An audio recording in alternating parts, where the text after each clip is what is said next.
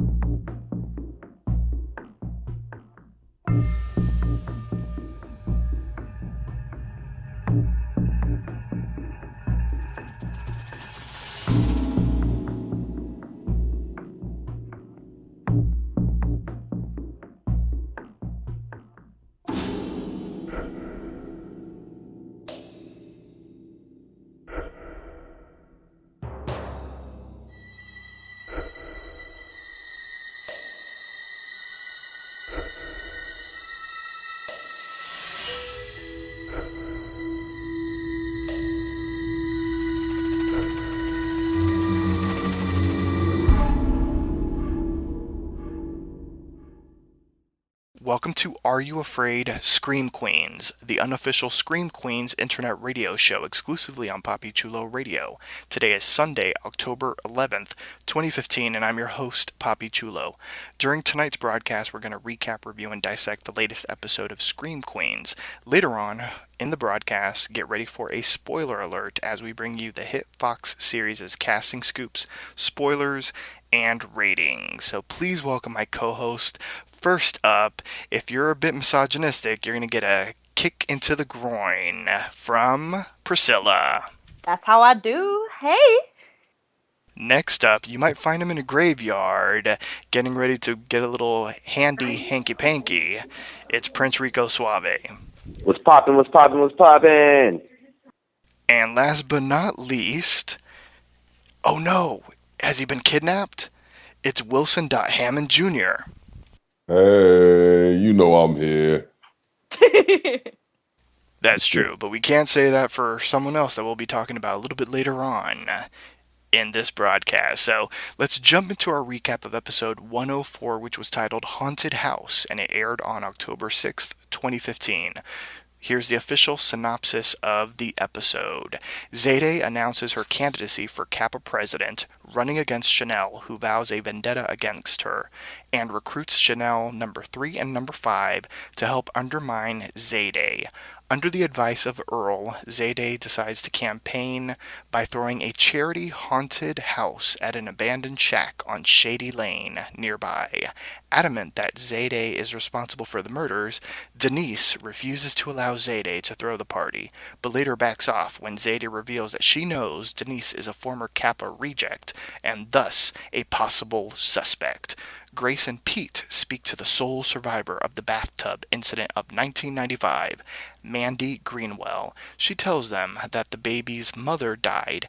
Dean Munch took care of the situation, enlisting Maddie and her friends to bury the corpse and taking the baby to an unknown location. Greenwell also reveals that the baby was not a boy, as suspected, but rather a girl, as punishment for the talking. I know my peas and carrots. What? Yes, you do. I know my peas and carrots.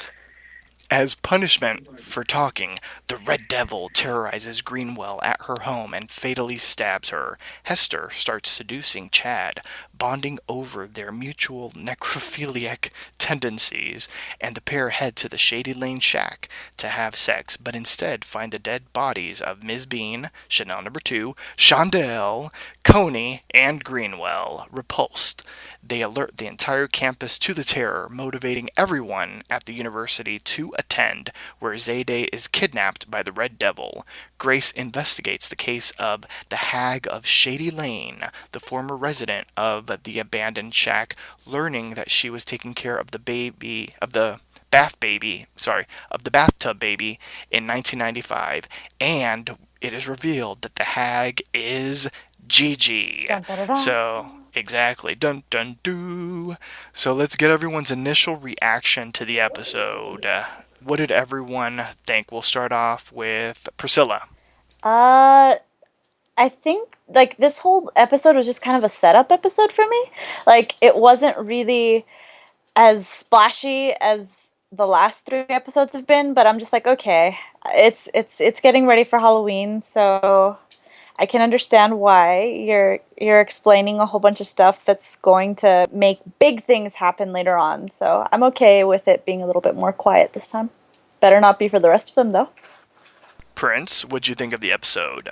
Actually, I liked it. It was mad. It was 10 times more comical than the previous episodes, and I know Wilson's gonna say something about me being a pothead because I thought it was comical, but no, it was hilarious this time around. I'm like, from Pete and Denise simultaneously talking about the library, from like the chick having the squirrel as a pet. I'm like, yo, it was funny, but it's also a setup, and I kind of think like it was opening up a lot of clues onto who the baby's going to be and kind of what Dean Munch did to solve that whole situation. Ooh, interesting. Wilson, what was your initial reaction to the episode?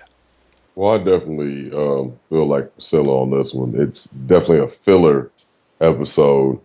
I would have liked a little bit more killing, but I liked how a good chunk of the episode was just people accusing people wildly.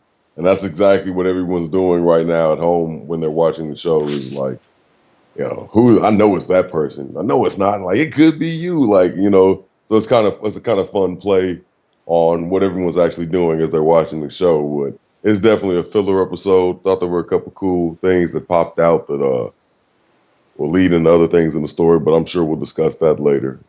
I thought it was a fun episode. I enjoyed it. I'm glad that they're spreading Halloween out over 3 episodes. I love holiday episodes of shows, so like Halloween and Christmas and that kind of thing. So it's nice that they're spreading out Halloween and they're going to cover it over this episode and the next 2 episodes. And certainly... Wait. The Halloween episode's going to be 3 episodes? Yeah. Oh, I thought it was only 2. And I was wondering why they started it so early. Exactly. Mm-hmm. So they got a lot of stuff. Halloween's going to get boring now. No, I don't think so. Don't say that. I like Halloween, so I'm very excited. I love Halloween, but I'm like, I don't like. But Halloween. I don't know if we should call it Halloween. It's Chanel-oween. We should get it right. That's why I think it's gonna be even more boring. Did you see her fucking costume? I think she was like Jackie O. Like, oh god, kill me. Remember, it's called like Chad hinted that it's like the sluttiest like holiday. So I'm pretty sure there's something underneath that costume. I would hope so because they all know look like someone's Jackie gonna get O. laid. Hester.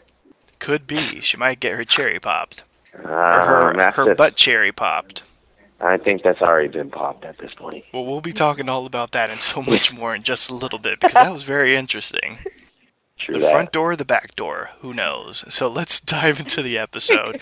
And let's start off with the opening of the episode, Chanel-oween. Did everyone understand what that was spoofing? Yeah. Because I didn't know this until I actually researched it. But apparently Taylor Swift does this thing, or she at least did this thing to her fans for Christmas, and she called it Swiftmas. And which is, well... we don't need to get into that, but she was sending stuff and gifts to her fans and that kind of thing, and that's the inspiration for Chanel-oween. Wow. Which was like the opposite of Swiftmas. Well, no, it's kind of the same thing. Yeah, because well, she didn't. I don't think she gave him horrible gifts, and letters saying you're average, and that's great. Well, it's another point out that Taylor Swift is a bitch. So whoever's the writer of this show is swiftly becoming one of my favorite writers. Swiftly. Sorry. Swiftly. I see what you did right there, Wilson. No, but they kind of did the same thing, and like, she sent letters telling them like how special they were, and the whole like little car thing at the end, Taylor Swift did the same thing. Oh, really? Yeah. Oh, that's that was so probably sad. one of the funniest parts when she's holding her hand and she's driving the little car. Mm-hmm. There's like video. There's a promotional video that Taylor Swift did, like of her Swiftmas, like where she's like riding around in a little car holding like her fan's hand, and. Oh, that's so funny. Now that makes it even worse. It is so bad. hilarious. Oh, I died laughing. Oh my god. Had to be Which gift would you have liked to have gotten? The blood in the box, the razor apple, the hand, the The head. cadaver head, The the head. head. I want the head. I think the box of blood is hilarious because she just looked so happy. She's like, "Look, I got blood." So I don't know. I think I would have rather gotten that one. Aw. I'm gonna have to go with the razor apple. I like the razor apple too, but I like the weird pumpkin. The decomposing pumpkin was pretty neat as well. pumpkin. I mean, how does she get the? I don't even know how she ships this stuff. Me neither. FedEx. She mentioned it earlier. FedEx does ship everything, doesn't it? Yeah. Do-do-do-do. I don't know. Was that the Did music that anybody was used in ever- wait, Swiftmas did too? That anybody would have been funny ever if it notice- was. At the end too, when she went to the girl's house, she didn't even like give her the gift. She kind of like slid it through the door. Like she didn't even want to touch her. Yeah. she like just slid it through the doorway. Like here's your box. It's All About You sounds a lot like the background song that Taylor Swift uses during like the little promotional thing that the little video that she used for Swiftmas. So it's spot on a riff of that. So they just did a really good job researching their shit. Wow. Well, from no, it's not Swiftmas. From Chanelloween to some sleuthing. Okay, let's catch up with what's going on with Grace and Pete. So where we left off with them last episode, they were at a gas station, the last stop gas station, on their way to find out some more information from one of the Kappa House bathtub baby incidents, that one of the survivors of that, one of the ones that they could actually find some information on and where she's located. I believe that they had said that she was like about 6 hours away. So we find them dressed in their Halloween finest, I guess as a way to to have some sort of reason as to why they're there. They knock on this lady's trailer home, which is kind of weird because it seems as if it's like the only trailer home, within a 10-mile radius or something. And so she answers the door. It's Kappa Mandy. It's the one who seemed very confused in the flashbacks, and she seems very confused in the present day as well. But she's been itching to tell her story for the last 20 years. And she goes on talking about how one of the Kappa girls that was there for the incident committed suicide. One was institutionalized. One Works one for is on Fox. Fox News. And they decide to have a conversation over a plate of, I believe that was armadillo. Yes. Yeah. That's what that was. Trucker It was Armadillo. gross nonetheless. Oh. Unless it was tempura, then maybe like tempura armadillo, that might be kind of good. No. Oh. No. Dude, Tempura armadillo. you can get leprosy off of armadillo, so I was just kind of like, oh, don't eat that. Oh yeah, so then maybe not. Yeah, so she recalls the details of that night, and basically, remember Miss Bean? Well, Miss Bean, she wanted to grind the body into sausage and to serve it to the sorority sisters for lunch. But Dean Munch basically insisted that they're going to bury the body themselves. They put, they sort of put hoods on the girls so they don't know the location of where the body's buried. The girls dug into the ground. They buried the body, and Dean basically tells them, you guys are going to drop out, you guys are going to separate, and never going to tell anybody about this ever again, and think about me as your guardian angel, everything's going to be fine and okay after this, I'm saving you, and all this kind of stuff, when in reality she kind of also said that if, something would happen under her watch to the sorority girls, her career would be over, so she's really looking after herself. Now, something that I'm kind of curious to ask all of you about is, can we trust Mandy and her recollection of what happened? Can we take that as fact? Or do we think that maybe she exaggerated some stuff? Maybe she didn't remember every detail and she's sort of adding stuff into it? Because, no offense to Mandy, but she seemed kind of cray-cray in my opinion. So can we trust everything that she said about what happened? I think she's been, rehashing the story again and again and again and again because she's just waiting for someone to finally, knock on her trailer and be like, tell us the story. So I'm pretty sure she knows the story like by heart, and it's the truth. That's what I think. I agree. I think they all ran away right after the situation, and she's the one that didn't continue her life, so it's probably still really fresh in her head. And she's been probably, like she said, I've been waiting for someone to come.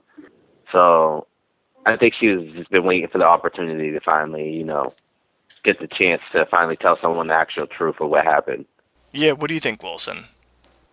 Well, things can be hazy, especially 20 years, and in remembrance. But if it was something that traumatic, and the way that they've got the whole show set up, she's going to give away some very, choice details.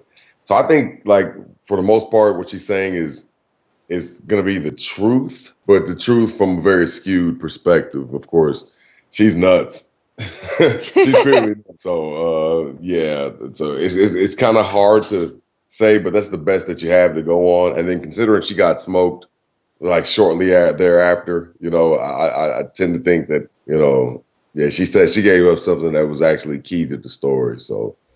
Yeah, it's through Mandy that we learn that the baby in the tub is not a boy, as at least Grace and Pete were kind of guessing.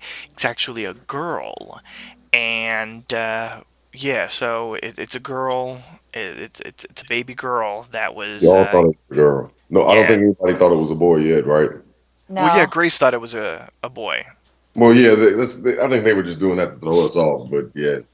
Yeah, so it is a girl that was born in the tub, and then shortly after they leave is when the Red Devil arrives, and he really had fun in tormenting this woman with, making noises all over the trailer, and then finally, once she goes into, I guess, the little bathroom area, and the lights come on, she sees the Red Devil behind her, but I don't know what she did, because she moved backwards, and I guess she thought the Red Devil was in front of her. It was kind of weird, but she ended up getting killed nonetheless. Rest in peace, Mandy. Can we say she has great taste in B-movie films because she was watching Leprechaun, which is one of the most hilarious Halloween movies ever.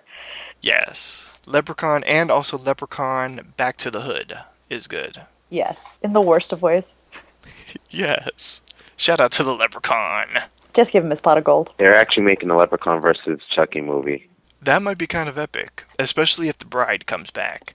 But that's a whole nother story for a whole nother day. So, upon learning that the baby was a girl, Grace immediately sort of gets an idea into her head. And after class one day, her father was showing Children of the Corn, which I've never seen. Is that good, people? Yes. Nah. Yeah, creepy as shit. Had me bugging for like creepy. A week straight. It's very creepy. He's right in that, like, kids are creepy as shit. Like, and especially here, like, creepy kids that are always to the point where I'm not afraid I'll punch like, a kid in the face. Exactly. Like, no. They need to stay in the corn. No. Yes. So Grace approaches her father and basically is like, is it true? Is it me? Am I the baby? And he goes, are you on bath salts? Which was fantastic. And, she's like, tell me the truth. Tell me now, because if you lie to me, I'll never believe you again. And if you are the killer, I'll never forgive you, and all this kind of stuff. Which it was an interesting conversation. I don't know if it necessarily added more suspicion to Wes, but Wes is already suspicious nonetheless. No, it completely did, because he never actually denied it, and that was the thing. You had the opportunity to deny it and just be like, "Why would you think I'm the killer?" Like, no. Yeah, because she did say specifically and in explicit terms, is it you that's coming back, seeking revenge, killing people, and all this stuff? And it is true, he did not deny it. What do we think? Does this make Wes seem even more shady or not? I don't think he's shady. I think, though, his lectures are usually spot on, so I was trying my best to, like, figure out what the hell he meant by, like... Well, he was talking about, like, the past, and it was kind of weird. Yeah, he usually, like, foreshadows things, so that's more what I was paying attention to, as opposed to whether he was telling the truth or not, because I'm pretty sure, like, with him being like, oh, yeah, I was there, I saw, I really didn't want to see, like, it sounds like something a dad would say. Like, especially if he did see a birth. So, like, yeah, I think he's right. I think he's telling the truth. Okay. So let's I move don't into... Wait, go ahead, Wilson. I was gonna say I still think Wes is I think he's toying. Well, like I said before, I think somebody's like toying with the issue because there's a copycat, and I think he might mess around. He might be our copycat after all. Like somebody's doing it just for shits and giggles, and they think it's fun, just to be a part of the hype and be able to live part of their fantasy out, But anyway, Huh. It might be. Interesting. But if it was, why would he be so interested in dating Little Miss Stuck in the 90s? Like, would he recognize her? Yeah, that's something that I brought up as well, and sort of in my mind, just thinking about like who could be the killer, because he would know Gigi, because for some reason, and I mean, I'm totally jumping ahead, but I do still want to discuss the sort of the hag later on. But I'll say this, and we can discuss this little tidbit now if you guys want. But if she was there, and I have a feeling she is the nice girl that had the baby at the end of the flashback. The one that stayed with the baby. She was like, "Oh, I want to, someone needs to stay with the baby. I'll stay with the baby." Her, I think that's Gigi. They've never said her name. I don't think, maybe, or unless I haven't heard it. But I think she could be Gigi, or maybe related to Gigi, and that's how she got the baby. And you would think that he would recognize Gigi if they were around at the same time. And I think one of the reasons Gigi is stuck in 1995 is because of this whole thing that happened.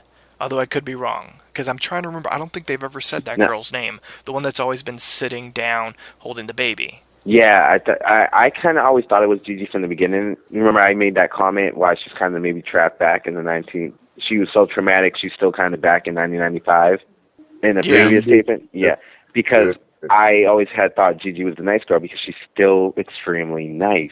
Even like when the dean was being rude to her about dating Grace's dad, like she's still extremely nice about things. And I just think that's like her nature, and maybe it's the whole hag thing. So then it's like then maybe Gigi's on with the whole killing. But that also makes me think, wouldn't the dean recognize her? Yeah, maybe that's why the dean keeps her close. The dean doesn't want her there. Remember when she's like, "Hi, like I'm the liaison for that one." She's just kind of like, why are you here? Why are you ruining my life? Go away." Right. But maybe they had met before, and because she's stuck in, I don't know. You know what? Or maybe she changed her name, because you remember they did say, as they all got older, a lot of them changed their names. That's what that's true too. And plus, said. since she's stuck in 1995, maybe she can't remember, knowing the dean that much. Because, well, I don't know. I'm trying to give it a reason. Well, maybe she does remember the dean, and maybe that's why she's trying to get her framed for being the killer. Yeah. Maybe that's her revenge goal, is to come in here and get rid of the dean. yeah, because there are a lot of angles for revenge here. Because I feel like Gigi might become the new dean if that's the case. Like, she's like, maybe there needs to be a better dean here. Like, and she has to play, keep your friends close and your enemies closer. Mm-hmm. But I also thought Chanel could be the head girl's daughter once again, because she was like, "It's Chanel-Halloween. This is my jam." And remember when Waterfalls came on, chick was like, "That's my jam." Holy crap! Although a lot of people do say that's my jam. I say not in 2015. I say that's my jam. That was a But I am 1995 old, thing. so. When's the last time you said that's my jam, Poppy? And she says Chanel I have done is her hashtag jam. my jam when I do a YouTube video of a song I like. Well, yeah. So maybe I'm the killer. No, to a song you like. She said Chanel-Halloween is her jam. Chanel-Halloween is not a song. Oh, that is true. Interesting. So maybe if Prince, that was like you're her fucking mom's us up catchphrase. tonight. Yeah, I gotta get everything all fucked up. Mind blown. Kaboom. Yes, I agree. Okay, before we go even more crazy, soon we're going to say Denise Hemphill is the killer, which we might say in a minute. But before we get it to Denise, let's get back to Kappa, and we have Zayday, and she's basically dropping a truth bomb of her own. She's going to be running against Chanel for chapter president. And she got inspiration from Dickie Dollar scholar Earl Grey in that, as part of her campaign, she's going to be hosting a haunted house to benefit sickle cell anemia. And it was kind of funny because Candle Girl was like, aren't we the people that are going to be voting for you? Because we're going to vote for you anyway. But Right. I thought that was kind of funny. Yeah. And so Chanel, of course, is pissed off. And then later on that night, deep into the night, she's wide awake. She's doing what all of us do when we're pissed off in the middle of the night. She's sharpening knives. And we have Chanel number 3 and number 5 appearing. And basically they're like, well, you know what? You need to throw your own benefit. We'll do a haunted pumpkin patch because that's completely different. And, it's going to benefit the scariest, creepiest, the worst disease out there, and it's the most avoidable one because all it has to deal with is good oral hygiene. It is black, hairy tongue. I suggest everyone Google it. Or maybe not. Yes. So, Zayday for president, yay or nay? Zayday. Well, that's what Yeah, her I'm grandma all for the wanted. black people being the president. Yeah, that's what her grandma wanted, and that's if Denise Hemphill's all just why are you in Kappa when I couldn't be there? So I'm all for her being president, but I don't think she's gonna be able to take it from Chanel. I'm for her doing it, but I don't think she can do it. I like I like how it's gonna divide up the house. She just adds another little it's gonna give another reason for Chanel to see if I haven't Chanel's actually seen the full divide yet because I don't think the flunkies know where to go yet. Well, one of them certainly knows where to go. Well, So yeah, one of one, them but said, I feel like we already have a black president. Once you go black, you can't go back. Well, there you go. Obama, now Zayday. Come on. Gotta keep it going. wow. I love it when you speak in riddles, Prince Rico Suave. I mean, but that may never happen because we know Zayday got kidnapped. So Well, we don't know that yet. But yes. Well, I Yeah, guess but- now we do. Yes, we're going to get into that a little bit later on. Before we get into that, Wilson's jumping ahead. He's too excited tonight. Maybe Wilson didn't jump ahead. Maybe Wilson's a kidnapper. Maybe he just threw himself under the bus. Yeah. I agree. We've got our eyes on Boom. you, Wilson. So before we get to that, we got to get into probably the weirdest moment of the night. So we find Chad, and Chad is walking in the middle of the night through the cemetery, and he finds Dorothy's gravestone, and he starts touching on the gravestone, and then he unzips, and then he's ready to get very emotional with himself. He gets so emotional. He gets so emotional, baby. And Hester man. Hester came out of nowhere, and she totally gets it. She likes dead things. She's like, we got things in common, and forget Chanel. She never understand that. You just want to bang her like she's a corpse, but you can do me like that. And she's like, she finds bodies extremely arousing. She wants everything that Chanel's has, including you, she says. And he's ready to do it right then and there because he's got a chubby, as he said. And he wants to do it over Dorothy's grave. Poor Dorothy. Did you hear that when she's like, and when I'm vice president, she insinuated that she'd kill Zayday? Exactly. She said that she would throw her down the stairs, basically. Very showgirls of her. And then she also hinted that she didn't want to have just regular sex with him. She wanted it through the back door. Ba-dum-bum. Wink, winky face. She wanted the brown eye to wink. I see what you did there. She wanted the brown eye to wink. Is basically what she said. But she says she's not going to give it to him then and there. That he's got to work for it. And that one day she's going to text him like the creepy, scary, the worst, scariest location ever. And then that's where they're finally going to do it. I love how she's like, abandoned cemetery? Not creepy enough. You need to find someplace more creepy. Yes. So what did we think of Chester? Chad and Hester together. What did you guys think of that scene? Oh, I was like, who the hell's Chester? Did we get a new character that I didn't know about? No, I'm shipping them. You're Oh, they're already a ship? They haven't even had sex yet. Give them a minute. They might soon. Very soon, at least. So, what do we think of Chad and Hester together? Kind of saw that coming. Like I told you, you give Leah Michelle an inch, she's gonna take a mile. Like you knew that she was gonna like start like taking on like Chanel's like stuff. She's crazy. Yeah. And this kind of proves it. I love how she's like, I don't understand why I'm like this, and then Chad explains it completely. It's like it's because not enough fucked up shit has happened in our generation. God, there's like even the wars we get into, we've pulled out of. It's not fair. Just like what the fuck. Yeah, Prince, you like dead stuff. Did that turn you on, that scene? Wilson, what'd you think about that scene? Well, You're not a fan of Chanel, so like, what do you think about like Hester maybe like replacing her? Oh no, no, definitely not Hester. Definitely not Hester. She's definitely got that weird, crazy thing in her eyes. Like it's almost like she's looking at the camera. Like she's looking at you when she's talking sometimes. Like how? Like you're not looking directly at me, but just like you're doing that Mona Lisa thing. Like you're looking at me, but not looking at me. It's kind of creepy. Yeah, she's uber creepy. She's spooky. She is spooky. Gives me the willies. I'd rather have Chanel. I'm actually, believe it or not, Chanel #1 is actually starting to grow on me. Oh my. A change. Yeah, Maybe I don't know what it is. But you totally got a starting present in the mail, didn't you? You got a present for Chanel-Halloween.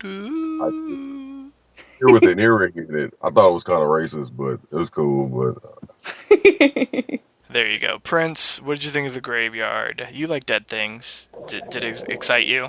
Honestly, well, you know I'm creepy, so I kind of thought it was kind of hot. I was like, oh my god, love it. Maybe Chad got a little too excited. He had to like hold on to that. Yeah, yeah, no, I liked it because I'm like, they're creepy. I love creepy shit. We already know I love creepy shit. Come on, you guys will hear from me this week on American Horror Story on how much I love creepy shit. So,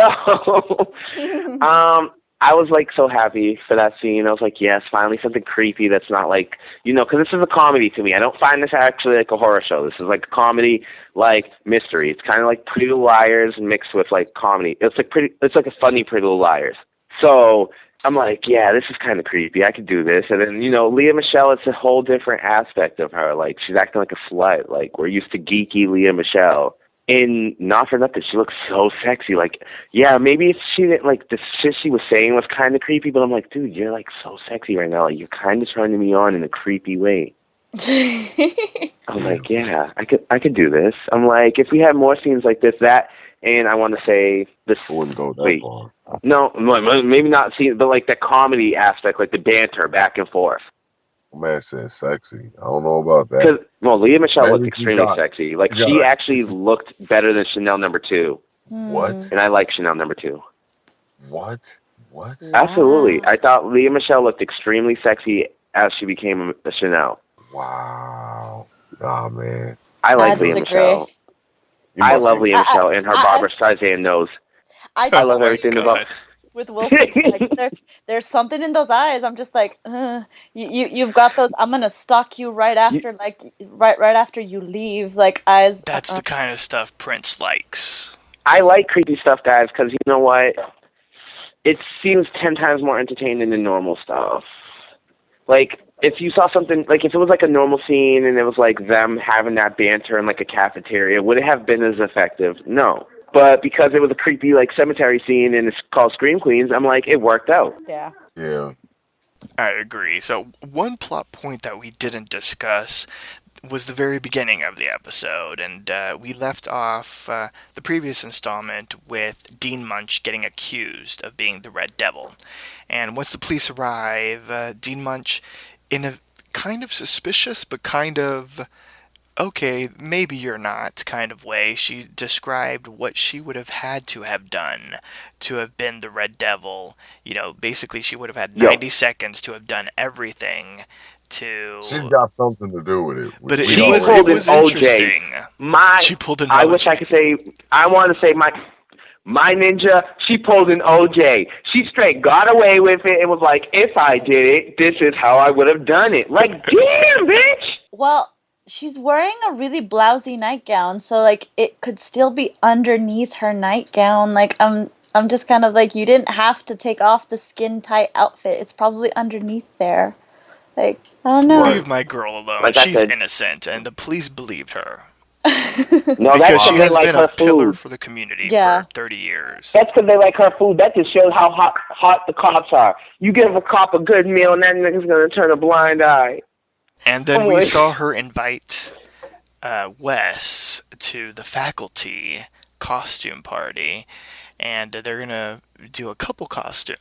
She's going to be Bo Peep, and he's going to be a sheep, as she massaged certain areas with her leg and feet. Well then, which just goes to show, like, her legs are still really pretty. I'm just like, dang, Activia's been doing good for you. Activia. Yo, her and Jessica Lange got some serious legs that I'm just like, you know what? If I was a little bit older. Actually, you know what? Let's not lie. If I had any way of getting to them, age ain't nothing but a number. Exactly. I'm like, Jessica Lange could catch it, and Jamie Lee Curtis could definitely catch it. She could have caught it back when she was doing Freaky Friday with Lindsay Lohan before Lindsay Lohan became a crackhead. Mm-hmm. I'm like, oh, man, Jamie Lee Curtis. That's why I'm pretty much watching the show. She's the reason that got me into the show in the first place. Is that So as long as she stays alive, I'm good. is that the scene where Denise Hemphill like totally like busts in and tells them about the The guy getting chainsawed? Yes. Yeah. And we had a wonderful moment with Shondell up in heaven. Yeah, She's in Shondell the up in the big- Best Buy parking lot up in heaven. Exactly. I love how she looks up to talk to Shondell and the other two look up too. I'm like, what the hell are you guys gonna see up there? What the fuck? Oh my God, no! I'm sorry. Niecy Nash makes this show. There'd be no show if I were her. She completely completes this show in all aspects possible. Hashtag Cahoots. I would take cahoots with her. She makes Dude, I want to be her partner next season because we know she's gonna get to the bottom of the case. Because Denise Hemphill's on this case. Man. Yeah, what's So- the name of the company she works at? I have no idea, but I'm about to apply. It's like secure customer something. It's an interesting name. She always says it, but I never catch it. Because, dude, when she busted up in there, it was like, I'm not no cop. I'm not even a security guard. like, she was just listed all types of shit she wasn't qualified for, but she had all the answers. I And she's was like, oh, so worried. and I I'm beat the like- cops. I was so worried. I'm like, you don't think you're gonna become a suspect to the cops? Dude, you just like checked out a murder scene before the cops did. Right? That and she talked about pushing the Shondell. Oh, I'm sorry for pushing your body out the car. That Poor is she's a Shondell. minority and that's a white cop. I'm like, don't stop. Right? I'm like, you're incriminating yourself, girl, and you're sitting there running there and throwing Zay under the bus. They're going to think the two black asses are working together. Exactly. No. Fuck that. Yeah. Right, no. Solve the case and then tell the cops everything. Oh, but at least we know now that the frat boy isn't dead. He's just like now gonna be like just wiggling around for the rest of his life. Yeah. Which is a problem because you know what? He was not bright other than anything, and I don't think his dumb ass should still be alive. Like the fact that you took your other hand to go pick up the bat. Oh my God, I can't. Like you re-picked up the bat after you washed your hand. Like why would you do that? You deserve to die. Like he actually deserved to die. Hey, I Yeah. have a question. He was fighting for our Chad, so God. I think he deserves to live just because Chad survived. Because Chad is fucking hilarious on this show. Chad and Shondell make this show for me. Like so. You mean Denise? Sorry. Did he? Yes. Rest in peace, Shondell. Denise. Yes. Yes. Let's move into the haunted house. So Pete and Grace, they appear at 53 Shady Lane. It's an abandoned house, and apparently there's some sort of rumor or something that they are going to the house for. But before they get into anything, Zayday and Earl Grey pop out, and they're scouting the house for Zayday's charity event.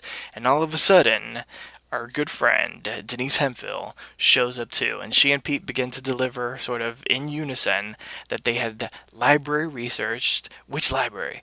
The legend of the house. And basically there's a woman, a hag, who could be heard wailing and moaning about dead children from inside the home. She also collected toys from around the neighborhood, stockpiling them in an upstairs room. And this all happened when?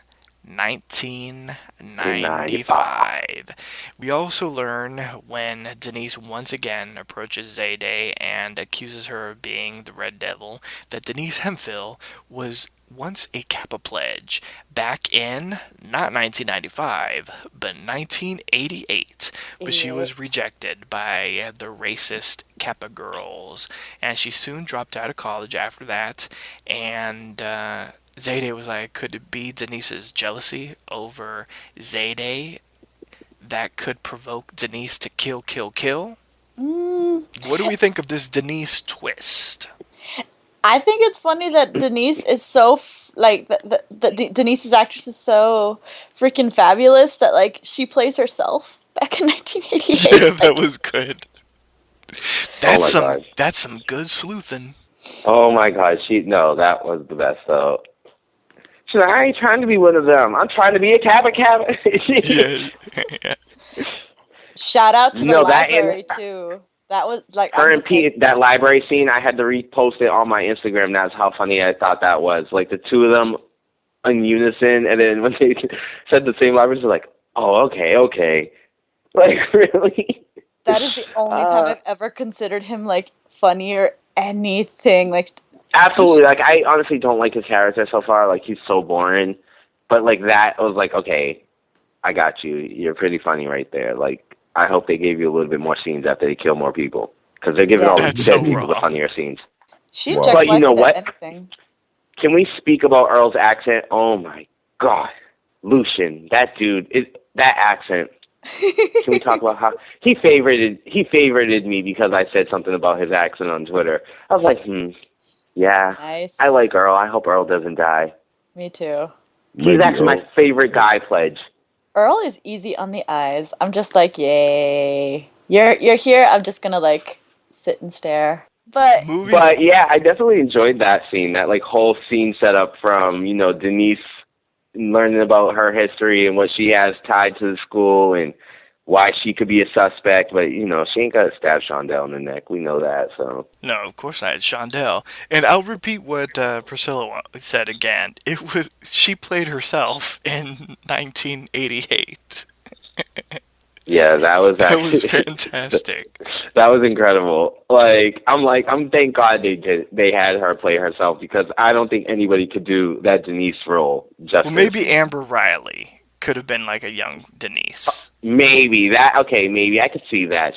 I could see how they would tie her into being a Glee member. Yeah. But I still don't think she's as fabulous as the one who plays Denise is now. Like, well, no one is. Niecy Nash is fantastic. So, okay. Oh my God! If we get season 2, they have to have Niecy Nash. Like, she has to survive. Well, we have to have her survive. Hopefully, like if that does not happen, like there'll be a problem. Like I don't think I'll be able to come back. Yeah, hopefully she does come back to season 2. Wilson will start the petition. Yeah. Right. Still not seeing season 2. I'm for it. I'm so for it. I'll be the friggin' second signature. Priscilla, you could be third. Okay. Well, if she dies, maybe it's like witches or zombies or some crap, and she'll come back anyway. So I hope so, because I just think about like even with the survival. Now that I'm like I actually kind of enjoy the show, and I'm thinking of a season 2. I just was like, they were to do a season 2. What crazy cast members would they get? Because, like, they're going to kill off most of these people. Dude, if they got Sarah Michelle Gellar as the Scream Queen, I would, like, oh, my God. I would be in friggin' heaven. Her and maybe, like, Diana Agron from Glee. Yes. Oh, too pretty. Yes. Okay. Yeah, I liked her, and she's good at playing a bitch. I could see her being, like, a Kappa pledge. Yeah. Well, I don't think they would have Kappas anymore. I think they'd probably switch it up. That's true. Yeah. So moving back to the haunted house, later on that night, we have our little our new little shipping couple, Chad and Hester, getting texts, mysterious texts, to basically meet up at 53 Shady Lane. Now, the weird thing is that, because Hester says something like, I didn't give you my number, so I don't know how you texted me, it was nice that you were proactive I like the about motive, it. the initiative. Because this, that, or the other. And, so that was kind of interesting. So they enter the house, and they sort of split up. Candlelit. And this is when Chad says, you know what, this is going to be kind of weird since we're about to do it, but what is your name? And then his reaction to finding out that her name is Hester was classic. I'm just like, aw. Like, shout out to people who have, like, really, like, ancient names. Hester, I get you. Right? But then I'm like, when he had that reaction, I was kind of like, dude, like, you were going to the cemetery looking for old creepy names to, like, relieve yourself. Leave Dorothy alone. Like, I'm like, is Hester really that bad? Because I'm like, I'm pretty sure you probably were going to come approach a couple Hesters when you were walking through that cemetery. Potentially. By the way, like, you mentioned that, like, it looked spooky, but I totally think that, like, she did leave him a text, and she's like, oh, really? Oh, maybe it's scarier. She totally is just trying to turn him on and get him to, like her more. Like, I didn't think it was mysterious that that someone else did it. She totally did it. No, she supposedly got a text from him. That's what. No, but he didn't have her number. No, I feel for sure. I think she's covering her tracks. Yeah, she's just that trying could to. be true if she's the killer. Like, I got a mysterious text too. Oh, like, let's go. Like, Yeah, that's an interesting theory. So, Hester finally finds the perfect room to do it in, and it's where they have a wax figure of Ms. Bean with her face burnt off. But it's not a wax figure, because once they put her finger in her leg, that was so disgusting. I don't know what happens to a body when it starts decomposing, but if vanilla yogurt or something starts popping out, I mean, that was interesting. I didn't expect that to happen. But they run into Miss Bean's body. They run into our girl, Shondell. They run into our friend Coney, Chanel number 2, and poor Mandy. And, so they rush to the coffee shop. They let everybody know, you can't go in there. There's all these dead bodies. And so, of course, everybody gets all excited and shit. And they run to the house, and everybody's partying. And Grace and Zadie arrive, and they don't understand why everyone's there. And they're like, oh, because the realistic dead bodies, everybody's taking pictures, selfies, let me take a selfie. That was probably the funniest operator call ever. Well, No. I think that was the Red Devil that they were talking to. I don't think that was an actual operator. Oh. What do you guys think? Do you guys think that was a setup, or do you think that was an actual 911 person? Well, see, if it was a setup, I felt like we should have been able to distinguish the voice. So I really just think it was just a naive, stupid operator. You saw the cop forces, like, they're stupid here. Like, they don't know what the fuck they're doing. Like, Yeah, that is true. so no. Right? Yeah. Like, come on, Denise is on the case, and she's not even a real cop. So, like, that just Poor lets you really Denise. know how like, the city works. Yeah, so Zadie calls 911 to basically report that there are dead bodies on the premises. She tries to get everybody to leave the party, but basically they're all like, fuck you, we're staying. And as she's walking around, sort of seeing all these dead bodies all over the place, she gets snatched by the Red Devil. We didn't see the Red Devil kill Zadie. We just saw her get snatched. And so later on that night, Grace, she can't seem to get a search party for Zadie. No one is wanting to help. Basically Chanel number 1 is like, that's what she deserves because she was trying to go against me. And Grace says, you're making it harder and harder for me not to believe that you're the Red Devil. Wes kind of tells Grace that she's got to stay in the house. No one can leave.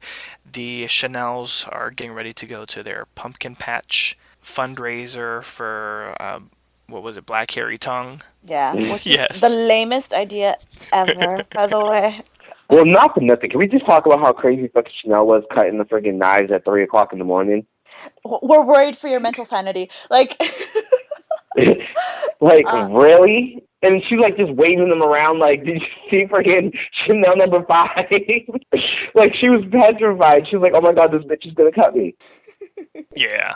And so at the end of the episode, Grace, she couldn't find a search party for Zadie, but she did get some more information about 53 Shady Lane, and basically that the odd noises began coming from the house in November 1995, 1 month after the bathtub baby was born, and around that time, diapers and milk were reported stolen by a black shrouded hag. So who is this mysterious figure? We cut The to milkman. Gigi Like, rocking who has back and milkman? forth in 53 Shady Lane, surrounded by the porcelain dolls, and we come to the realization that Gigi was the hag. Is that what you do in the middle of eating like salads that taste like Big Macs? Like you just go back to where you were before Shady, like in Shady Lane, and you just put on a robe and start crying again? Yes. That's the I only thing honestly I think thought the the very milk. end. I was like, what? It's okay. I honestly thought the milkman was the killer because I'm like, there's milkman in 1995. Yeah, that was a Like, good nah. line. The milkman's the killer. I was like, I agree with Homeboy. Like, the milkman's the killer. By the way, he is the stupidest guy ever because like you already have a teacher who's kind of fucked up and like really protective of his daughter, and you're like, no, don't worry, like I'm gonna introduce myself and I'm gonna protect your daughter. Worst time to introduce yourself ever, and like dads are never gonna like you that way anyway. Like that's why she's like, no, not right now. My dad's not gonna like you. Like you're stupid as hell. No, don't try and integrate yourself into the family. Not right now. So I got her. overall, what did you guys think of the reveal of Gigi as the hag? Do you guys find that believable? Yeah, because I already kind of had an assumption where Gigi was heading. This is like the only brunette here, and she was stuck in the 90s. I'm like, who could she be? Huh? But not for nothing, Gigi, no offense, kind of reminds me, like, of Leah Michelle. Like, they kind of have a lot of similarities in their looks, so I'm kind of just like, what the hell's going on? Like, is that going to be like a Ryan Murphy, like, little trick, too? Like, are we going to find out that, like, Gigi and Hester are, like, the chick, because I did say previously that I thought, Hester's, like, interest in history and obsession with the dead had something to do with maybe her being the baby, and maybe Gigi took care of her, and, like, they have, like, the little game plan going on. Her name's Gigi Caldwell. She might be related to like the Radwells. All these names sound kind of similar. But like I said, not for nothing, I did say, like, because the squirrel lady did say some of them changed their names. I do think, maybe Gigi was one of the ones that changed her name. Oh, by the way, like weird thing, I didn't know squirrels make rat sounds, but apparently someone told me that like squirrels basically are like rats with just fluffy tails. Like they do make those sounds. I'm like, ugh. Yeah, they're like cousins or something like that. That's disgusting. Why do we think the Red Devil didn't kill Zayday? Because he's gonna use her to lure everyone else. She's bait. Because you know what? Normally the black people die first, and she didn't die first, so, maybe he's like, yo, what's good? How'd you survive? Wow. It's horror movie logic. You gotta look at it in a horror movie aspect. They went through all the rooms, and they never mentioned that Boone wasn't in the room. Like, did nobody notice that Boone wasn't there? Like, oh yeah, no, I definitely, and no one else did, which I thought was kind of funny. Because I'm like, okay, so that means Chanel number 2 is really dead. Like, everybody that I saw there, I was like, okay, they're really dead. Now, if I had seen Boone there, I would have been like, okay, some of them are dead and some of them are fake. But I didn't see him there. So I was like, Boone's probably the Red Devil that took Zayday at that moment. Which is why I think, like, she's bait, probably to get, like, Chad or some of the others, like, out to find her. Interesting. Well, I don't think Chad would care to find her. Yeah, and that's the thing. I think a lot of the people that would go and find her aren't the people that you would expect either. Wait, we didn't even talk about the friggin' best scene out of all of them when the Chanels beat the shit out of the dude. Yeah, that scene didn't make any sense. Yeah. Oh my god, that shit was hilarious, though. You want to see me smile? That was, for me, that was the weirdest scene in the entire episode. That made absolutely no sense. What did everyone else think of that scene? Just to set it up, basically they're having lunch, eating their cotton balls with sauce, and then they decide to go eat real food, because if there's a killer out there, why not eat real food? And then one guy sort of, was like cheesy, hitting on, catcalling the girls, and all of a sudden they flip out and beat him and his friend. For me, that was like the worst scene of the episode, because it just made no sense. What did everyone else think of that? I liked it because it was like the Chanels were kind of finally were like, you know what, fuck what everybody has to say. We're about to just do what we want to do. And you know what? And we're not going to sit there and be like tools, because that's the thing. The Chanels are so used to being like tools and being, oh, you're hot, you're sexy, and like that's what they live for. But then I think like that was the moment that they realized, like, you know what? Fuck it, we're going to live for ourselves. And I liked it because it's like, you know what? If they're getting ready to do that to just regular people, imagine what they're going to try to do if, like, they're attacked by the Red Devil in a pack. See, that I thought that was really weird writing, though, because wasn't the last episode, like, Chanel number 5 was like, I don't really give a shit about you anymore, and this one she's like, oh, like, I got your back, and beating the shit up out of, like, people for that? Like, I thought it was weird that Chanel number 5 well, was the fact that too. she even accepted Chanel number 6 as her sister, like, you don't disrespect my sister. Like, that's when I was like, okay, maybe, like, the killer, like, this is it's getting to some of them, and they're, like, starting to kind of band together. Like, I think at first they were taking it, like, as a joke. Oh, that would make sense then. Because I was just kind of like, why were you acting like a bitch before, and now you're helping her out? That makes no sense. But also, then the funny thing is, that logic Well, makes complete sense before. Like, if I'm gonna die, like, I might as well eat. Like, yes, why are you starving yourself? Like, go. And that shout out to Karen Carpenter, that was so terrible but awesome. Like, I was just like, oh, nobody's gonna get that reference, but holy shit, did you really do that? Yeah, she did. You. So, like, that was, like, my whole thing. I was like, wow, like, it's kind of showing that, like, this might not be the easiest task that the Red Devil thought was going to happen, was picking off these Kappa girls. I think, it's trying to be like, you know what, they all think that, we're like these little innocent, dainty little girls that they could take advantage of, and now we're going to put our foot down. And it's funny because I'm like, now that, Chanel accepts Chanel number 6 as, like, her sister, it's going to be funny when she realizes how Chanel number 6 trying to, like, replace her. Like, I think Chanel's going to start to grow towards her clique, and they're going to start to grow away from her. And it's just going to be, like, a funny, like, how things, a turn of events, kind of. That's an interesting Like, I think she's going to start depending on them more. Like, she might try to depend on them more because of the situation, and then, shit's going to pop off, and then, Chanel number 4, is that 4 with the earmuffs? 3. Yeah. No, it's 3, right? All right, so Chanel number 3 is probably going to, get original Chanel for, like, Sam, which is predatory Les, because of the whole secret thing. Like, we know how, Abigail Breslin, Chanel number 5, kind of feels, because she kind of makes it, like, clear through the episodes.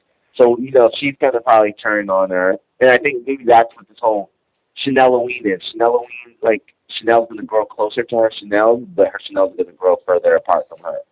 Did any of you guys get a peek at the letters? Which one? At the ones that they put on the table? No. I actually got screen caps of them. They're freaking hilarious. One of them says, "The end is near. Everyone must know that Zayde Williams is a bruja, dirty Mexican witch. Her haunted house is just a vat of boiling water so she can collect your skulls and coat them in sugar. Do not go. Death is upon you. Do not go to that hood rat haunted house. You will get mugged and killed and die." Wow. That is hilarious. That is kind of... That Zayde Williams practices voodoo and her haunted house is just a trap to kill you and skin you for black magic. Do not go to her haunted house. That's what the 3 of them said. That is freaking hilarious. It's pretty good, yeah. So, any final thoughts on the episode, Wilson? I'm gonna say, can't wait for next week. Like good filler episode, good stuff. Hopefully, getting maybe 3 deaths next week. I don't care if they're random people, but I think that's what will keep the show going. Like, I don't think a show like this really can afford to have too much of a dip in the action. So. But that's pretty much my take on it. Otherwise, good stuff is growing on me. Like I said, you see week by week, it's coming by that I like it a little bit more. So we'll see what happens next week when it picks back up, if it picks back up. Priscilla, what were your final thoughts on the episode? I kind of agree that it's a setup, that it was slower. I don't think it necessarily is going to be three deaths, but I do think that Candle Blogger's number is up because everyone else is like hooked up with somebody like as like their. She's hooked up with her candles. Leave her alone. I don't think the Red No, Devil's she gonna had leave that her boy alone. touch her during the Children of the Corn. He Ooh. grabbed her hand. Oh, Oh. I didn't even notice that. It was like Chubby Candle Boy. Oh God. I know she No, was he's eating probably Pokemon eating Boy. candle wax like popcorn during that scene. Oh, I didn't notice that. I'll have to see that again. Oh God. But leave Candle Girl alone. Hopefully she'll survive at least maybe 2 more episodes. Nah, she should have left with Death Taylor Swift. But that's all I think. That I kind of agree with Wilson that it's just that it really was kind of like a slow setup one.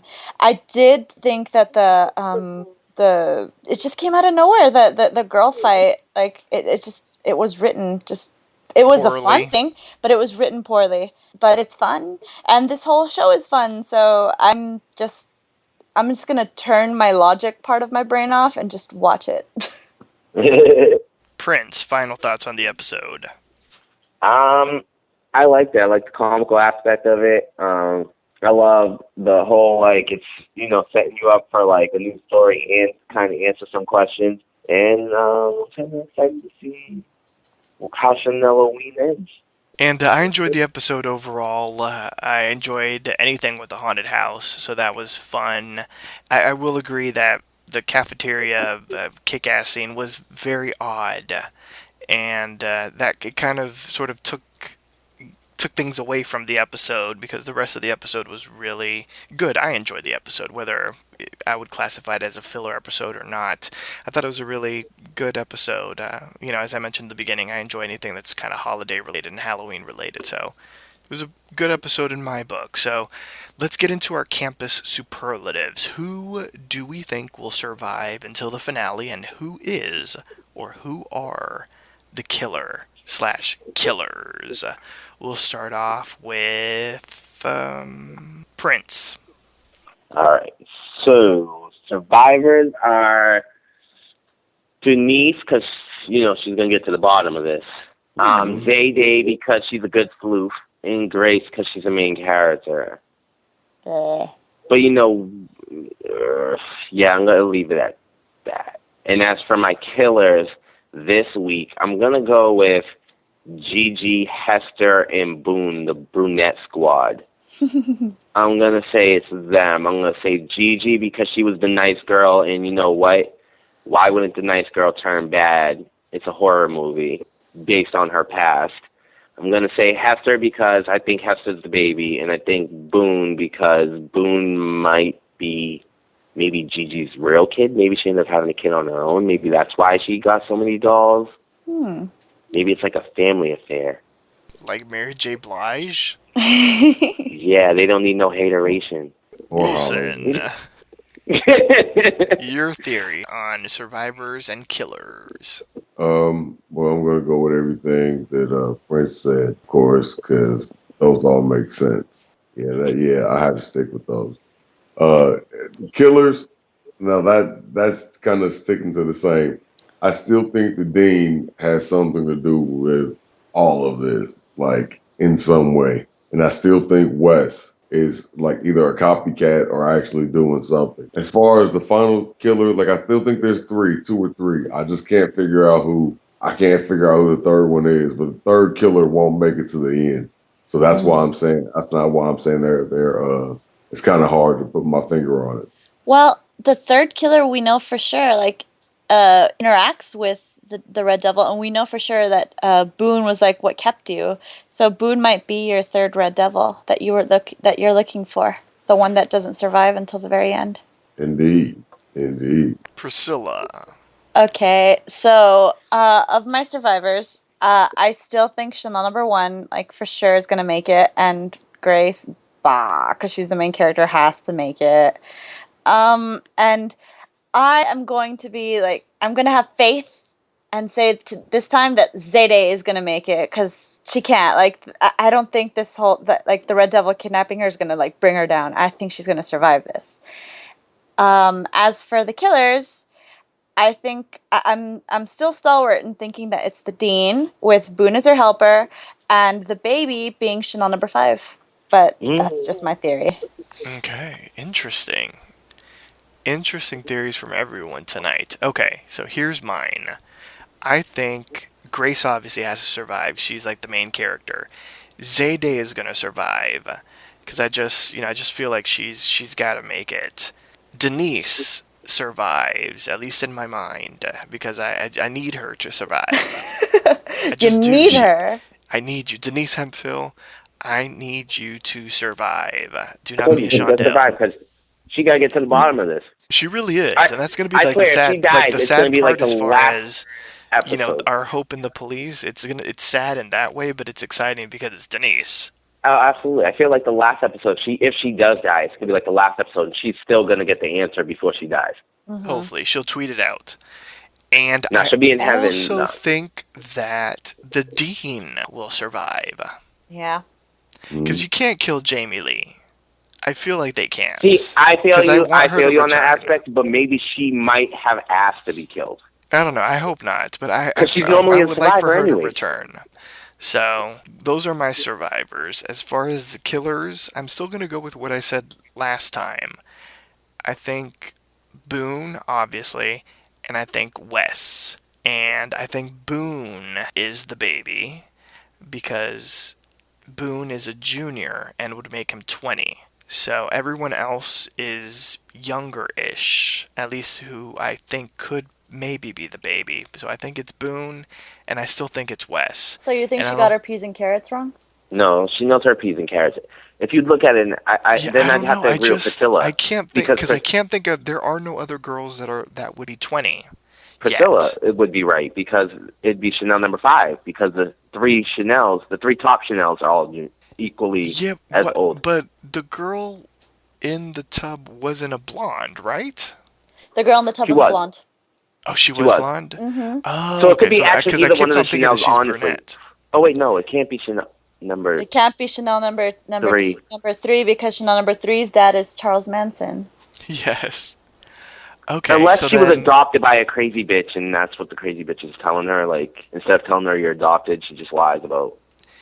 Well, Finish then it off, obviously, yeah. Boone is not it. So, okay, let me say, I'm still going with what I said last week, that it's Wes and Boone, Mm-hmm. and because of their conversation, I can buy that Chanel number 5 is involved in it. That whole weird. Remember that conversation that she had with Boone, where she was like, "We don't want you here," and all that. It was very weird. Mm-hmm. So I can buy them like sort of like maybe setting that up, Yeah, so throwing that people people off. don't know that they're working together. So yeah, That so they're in Wes, #cahoots. hashtag cahoots, Wes, Chanel number 5, and Boone, Mm. and Wes is the mastermind. I could see that. Yeah, I could see that. Yeah. So let's move into our spoiler section. It's time to get a little spoilery. Let's dive into some spoilers for upcoming episodes of Scream Queens. This is an official spoiler alert. Spoiler alert. So the only spoiler that I have this week is the ratings for Scream Queens. And the ratings are interesting because the breakdown is kind of fascinating. So the Scream Queens was viewed by 3.0 million total viewers and a 1.2 rating per finals. It's down 14% week to week, and versus its premiere, it's now down 25 and 29%. What's interesting, though, is that it's still doing well among teens. 12 to 17, it's earning actually a 1.8 rating. And another interesting note is that the drama series sees a major boost in delayed viewing. So a lot of people are DVRing it and seeing it later. Yeah. So the final numbers overnight aren't necessarily the total amount of people that are actually watching the show. Oh, I agree. I'm an absolute DVR of this series. Like, there's way too many shows going on at the same time that have like sorority over it, but I do like to watch it every week. Yeah, because I remember seeing the overnights and I was like, this is like a 1.0. Like I don't think that it's gonna survive the next season if Well, it you like also if have it keeps to, being. there are a lot of factors that get into what gets renewed and not. It's not only just what the show does, but you have to compare how other shows on the network is doing. You also have to compare how other shows on other networks are doing. And if you Well, look yeah, at because they have a lot what to they compete with. did on Tuesday night compared to like the two shows that air before it, Scream Queens did much better than the two sitcoms that aired before it on Fox. That's So, true. yeah, But so Fox they're like the Red Devil. They like killing things like automatically. well, Like yeah. I mean, if it Oh, right. Yeah, they Minority don't give Report is anything not a going to real chance. last. If it was doing Minority Report's numbers, I would be worried. But Minority Report is going to be the first show canceled, I think, on Fox because it's Mhm. doing less than 1.0. So, Right, that's still sitting on my DVR. I actually haven't even watched one episode, and I got all three recorded, and I'm like, well, once you hear it's canceled, you can delete it.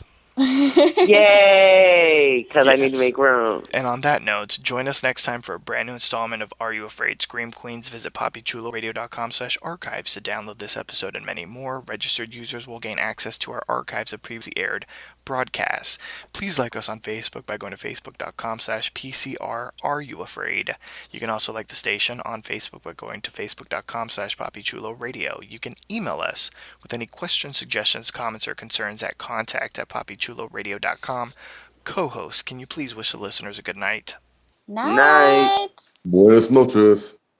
Thanks for tuning in. Join us every Sunday at 8 p.m. Eastern, 5 p.m. Pacific for a brand new installment of Are You Afraid? Scream Queens. Good night. #Cahoots. Kahoot.